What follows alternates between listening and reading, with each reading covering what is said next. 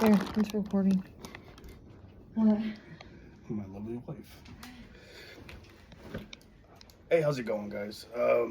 My name is Renee. I'm making this video for a discectomy post-op expectations. Prior to kind of going over this, I want to kind of at least inform everyone what kind of symptoms I was having prior to the discectomy. For about 4 years, I was having low back pain, and occasionally it would shoot down to my leg as well, giving me sciatica. I'm in the military reserves. I was activated for a few years, which is where I believe the injury happened. I believe it was kind of wear and tear over the course of a few years while I was activated. So all that being said, I had an MRI done earlier this year. This was a few months back. The results were obviously not good since I'm now post-op. I had a L4, L5 herniated disc about 11 millimeters, and an L5S1 herniated disc about 10 millimeters. And I also had what looked like to be a cyst growing in that same general area that was pinching on nerves. That was in approximately 8 millimeters. I spoke to the surgeon, and he wasn't quite sure what it was. He said it could be a blood clot, it could be a cyst, it could be a piece of disc fragment that kind of started just getting bigger. A number of things. As far as symptoms of what I had, obviously low back pain, but the sciatica was horrible this last month and a half. The sciatica starts at the butt and kind of goes to the side of my hammy, and it went down to my calf. My calf constantly felt like I was cramping every second. My hammy was just in constant pain. My butt hurt a lot. I did find walking and being mobile was helping with the pain. So I try to be as mobile as I could be. I was taking a lot of ibuprofen. I'm gonna say a lot. I was probably taking about 400 to 600 milligrams a day, and it was typically done in the morning. I'm not a big medication guy personally, but I was prescribed at 1.800 milligrams, and I was just cutting them in half. And yeah, again, I'm not much of a pill guy. The purpose of the ibuprofen was to help with anti-inflammatory, which did help. So yeah, I was taking that for that reason, not necessarily the pain, but just to try to, help with the inflammation. Going back to the pain was rather interesting. And I don't know what happened, but as I got closer to surgery, it got progressively worse. So I don't know, so I guess good timing. I guess I couldn't tell you. But and this is one of the reasons I'm making this video. So there's people that are going through the same thing that I went through. They have it. They know they're not alone. They know that they can see that the symptoms they're having are maybe not just to them specifically, but other people have gone through this as well. I started waking up with really bad sciatica to the point where I was kind of scared to go to the bathroom, because I would sit down to go to the bathroom, and I would last maybe 5 to 10 seconds before I had to stand back up, kind of release the sciatica pain from sitting down, go back down, come back up, go back down, come back up, and it was horrible. And then, however long it took, after I'd get out, I felt like that put like the sciatica in like overdrive mode for the next 10-15 minutes. I would lay on my bed just trying to like catch my breath, let the sciatica kind of go away. Yeah, that was horrible. I hated every morning leading up to the surgery for like the last month. It was just unbearable. And yeah, it sucked. The calf muscle was interesting as well. Like I was still said earlier, it constantly felt like I was cramping.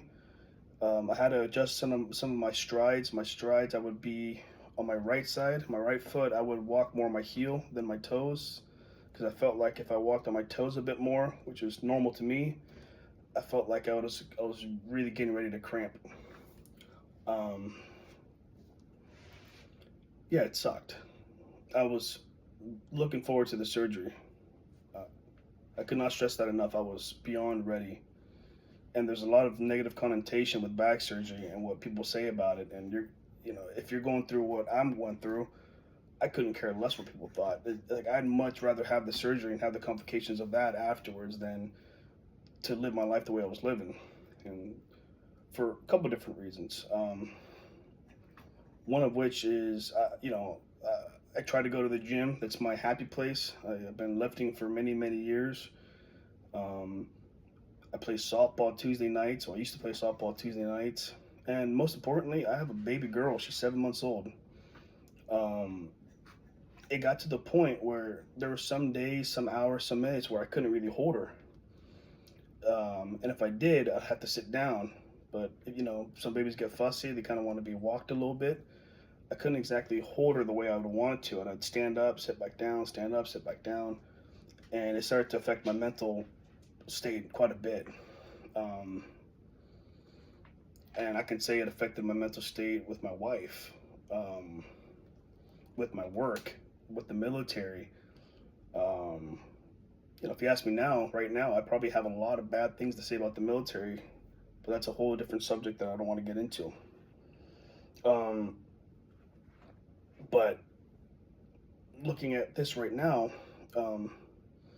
I couldn't wait to get the surgery. I was very eager to. Going to the surgery, I want you guys to know that I didn't think I was going to get surgery. I went to my primary care doctor after I got out of activation for the reserves, and he didn't think there was too much wrong with me. But he said, we're going to do an MRI and more than likely send you to pain management. He's like, worst case scenario, you're going to need surgery. He's like, that's absolute worst case scenario. He goes, but I just don't see it. You're moving decently. I understand you're in pain, but it doesn't look horrible. He himself has, if I recall correctly, had a discectomy as well. So I'm assuming he was using his prior personal experience to kind of make that judgment call at the visual level. And so got my MRI, and I got a phone call a couple weeks later from his office, and they said, hey, look, you need to go see a surgeon right away. This is urgent. Well, that's not good.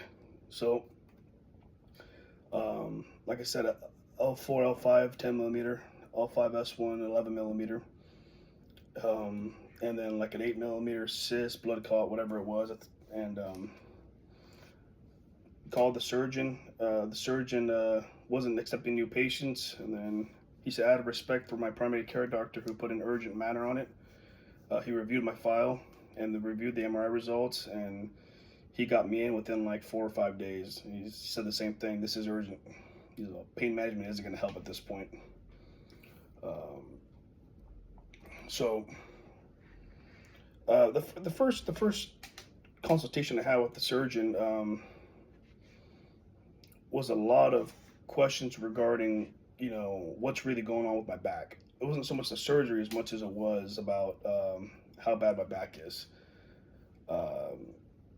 He seemed to be more concerned about the cyst, whatever that thing was. And he's like, this is very clearly pinching on your nerve. It's whatever it is, it needs to go. He goes, obviously you have some very large herniated discs that need to be taken care of as well. And he said, go talk to the wife, see if this is something that you want to do. And 2 days later, I told him I wanted to do it.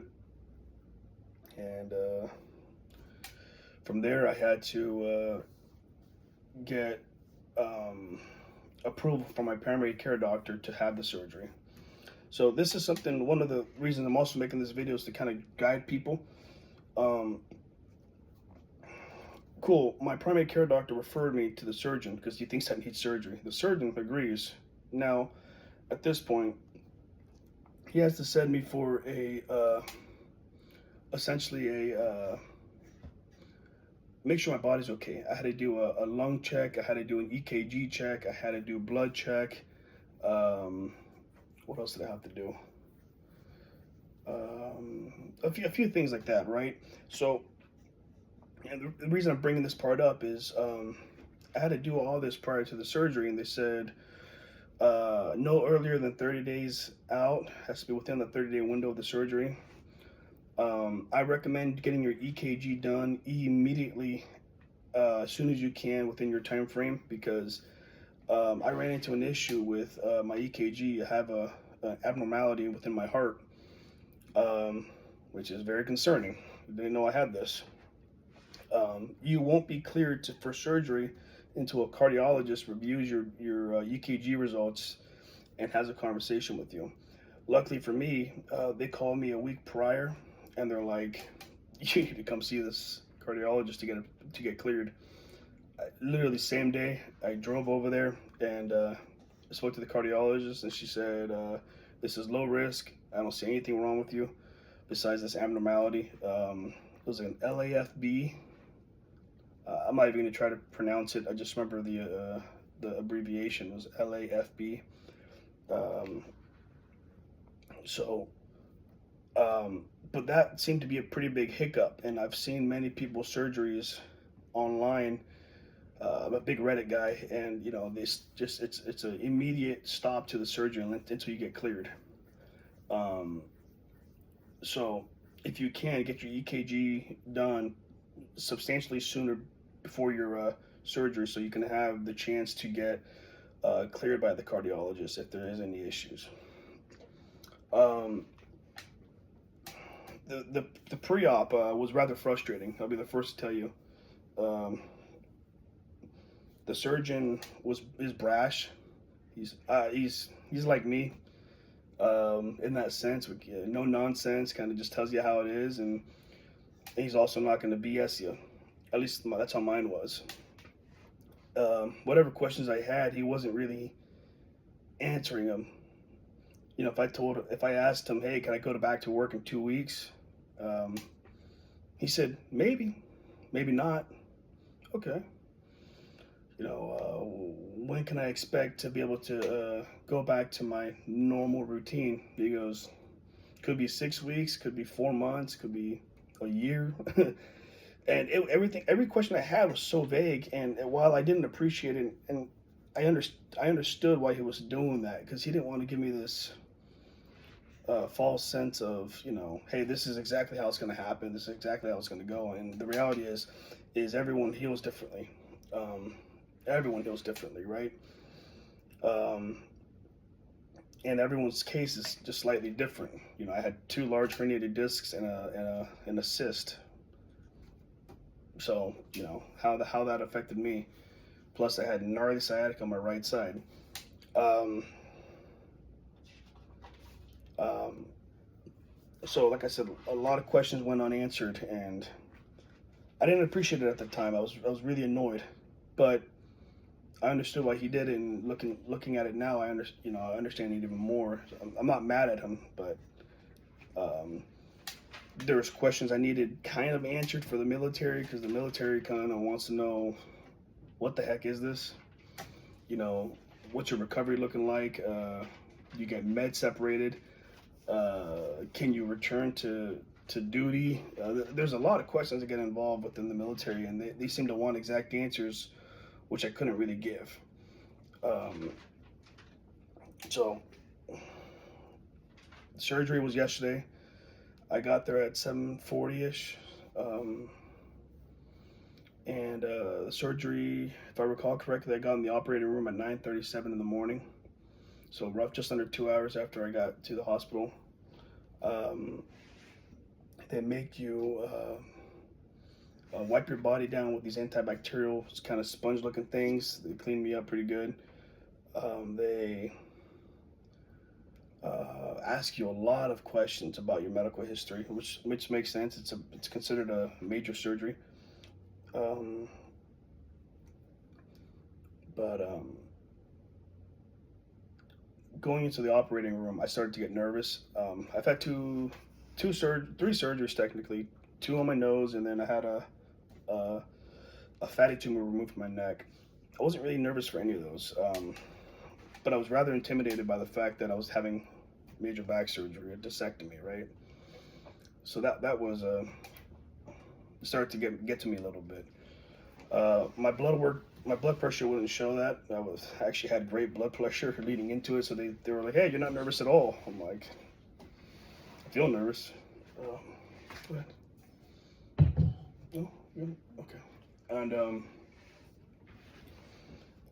you're gonna speak to the anesthesiologist. You're gonna speak to your doctor real quick. The nurse is always by your side, kind of making sure you're comfortable, trying to get you ready, prepped, whole 9 yards.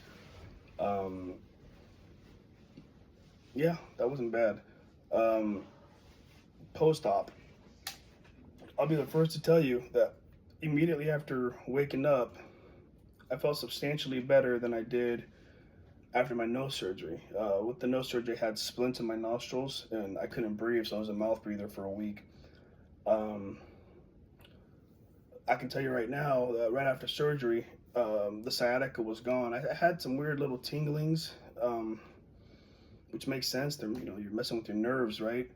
But my calf muscle was no longer cramping, crampy feeling at least. My ass and my hammy weren't really hurting. They're hurting in a different way, but not in the way that hurt like hell for the last month and a half, 2 months.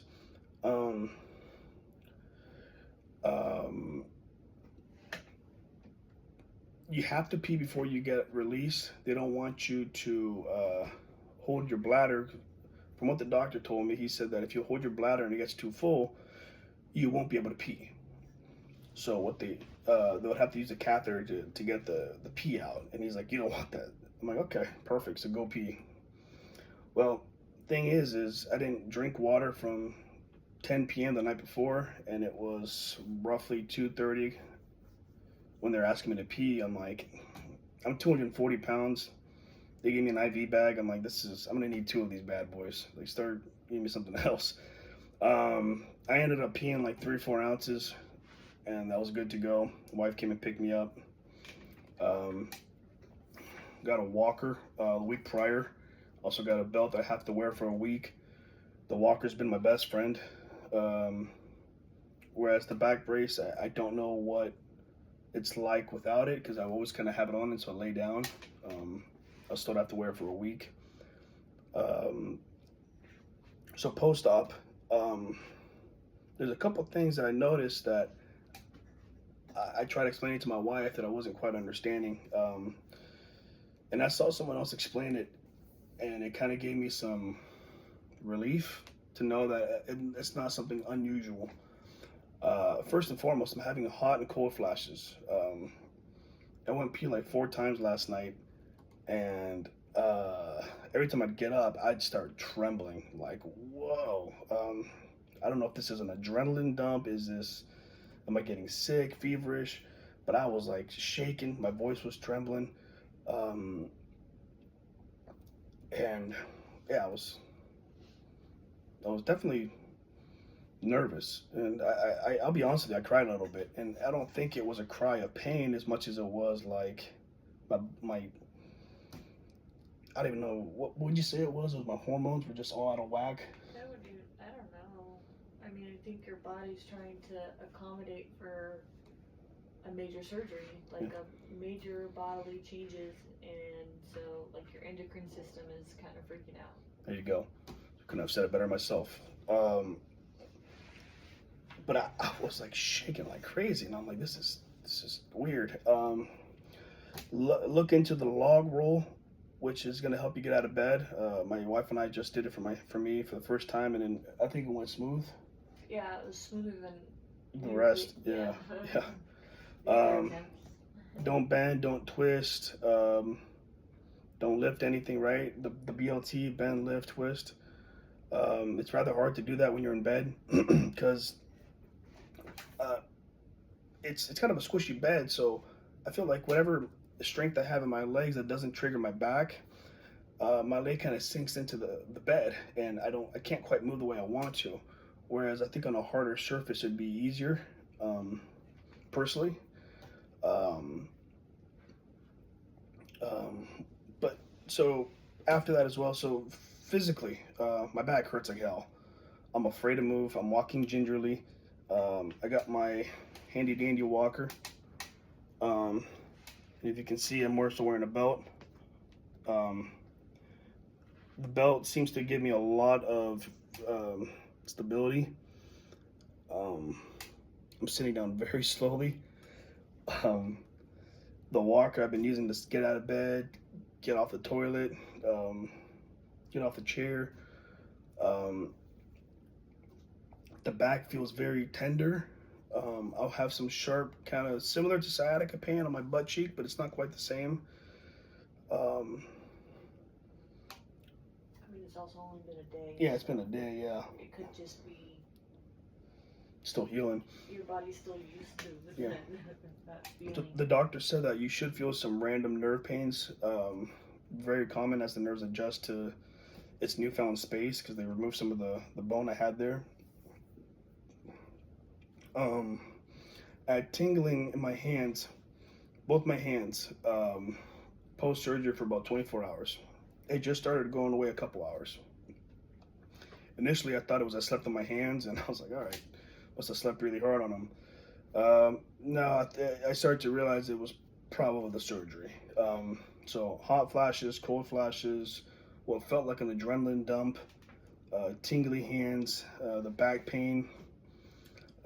Again, look into the log roll to get out of bed. That's going to be what seemed for us to help a lot.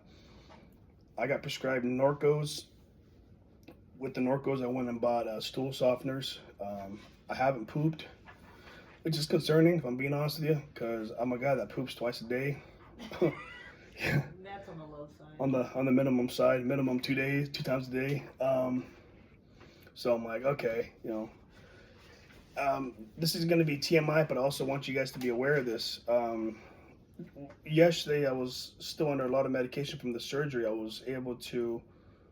I thought I had to use the restroom, and it ended up being gas. I was able to clean myself up.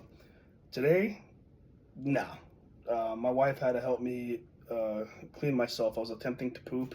It just ended up being gas again. I couldn't reach.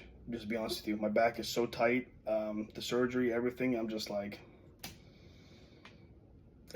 just know that you may fall into that category where you can't exactly, help yourself. And I got an awesome wife, and she's used to it right now because we got a 7-month-old baby, so she's used to cleaning butts, as am I.